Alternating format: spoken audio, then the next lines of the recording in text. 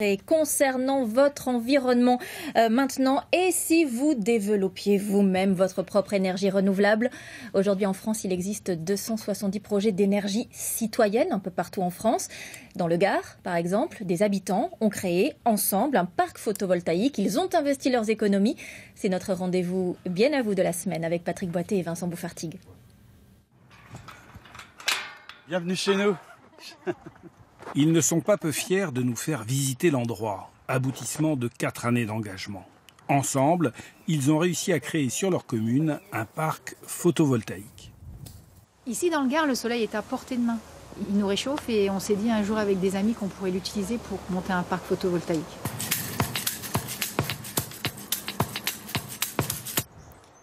Nous sommes à Aubais, une jolie bourgade de 2500 habitants entre Nîmes et Montpellier. Un endroit bucolique avec des citoyens écolos qui se sont mobilisés en 2011 contre un projet d'exploitation du gaz de schiste. Les survoltés, comme ils se nomment, ont ensuite eu l'idée de construire sur l'ancienne décharge municipale un parc solaire. Avec l'aide de partenaires comme la région Occitanie, ils ont investi 340 000 €. Le parc, qui fournit de l'énergie toute l'année, vend sa production au réseau Enercop, un réseau d'électricité 100% verte. C'est la consommation d'à peu près 150 foyers, un peu moins de 300 personnes, sans compter le chauffage, uniquement l'électricité du quotidien. Le plus incroyable, c'est qu'il n'y avait aucun spécialiste du solaire dans le groupe. Mais faire quelque chose d'utile et de bon pour l'environnement a mobilisé les compétences. Moi j'étais motivée pour un monde meilleur, pour une transition écologique pour mon village, pour mes enfants, pour tout un tas de choses. En fait, dans ce projet-là, à aucun moment il y a eu un problème de pouvoir. Et le groupe s'est toujours constitué dans la confiance mutuelle. Je dirais qu'on a appris à travailler ensemble et pour moi c'est une des grandes richesses de cette opération. Les habitants qui ont placé une partie de leurs économies dans le projet ont l'assurance de récupérer leur somme dans 10 ans. Sophie, cette bon cuisinier, a investi 2 000 € avec les membres de sa famille. Cela lui rapporte 60 € par an. Oui, c'est une bonne affaire en fait. Quand vous devenez souscripteur, en fait, vous investissez dans le parc et l'argent que vous avez investi vous rapporte 3%. Donc c'est plus que le livret A. Et en plus, on sait où va l'argent et donc ça sert à la bonne cause. Donc c'est un cercle vertueux. À la dernière Assemblée générale, le sourire était de rigueur chez les sociétaires.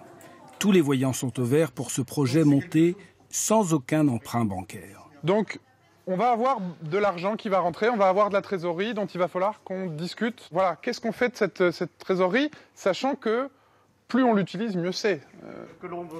À la suite de l'Assemblée générale, les survoltés ont décidé de placer 30 000 € de trésorerie pour soutenir d'autres projets écologiques dans la région Occitanie. Le but, c'est que ça serve aux autres projets du coin qui sont dans la même dynamique. Et on a très envie que d'autres projets comme les nôtres puissent se faire. Régulièrement, des membres du collectif sillonnent la région pour sensibiliser les habitants aux énergies renouvelables. Sans oublier les enfants, citoyens de demain, comme ce matin à l'école de Vérargues, dans l'Hérault. Mettez-vous tous autour là. Là, il y en a qui peuvent venir jusqu'ici, il y en a qui peuvent venir jusqu'ici, comme ça vous voyez tous bien. L'idée, c'est d'essayer de transformer cette énergie qui nous arrive du soleil en électricité pour pouvoir l'utiliser dans sa maison. D'accord ? Les survoltés, un projet militant bienveillant qui devrait être copié dans 3 communes de la région Occitanie dans les mois qui viennent.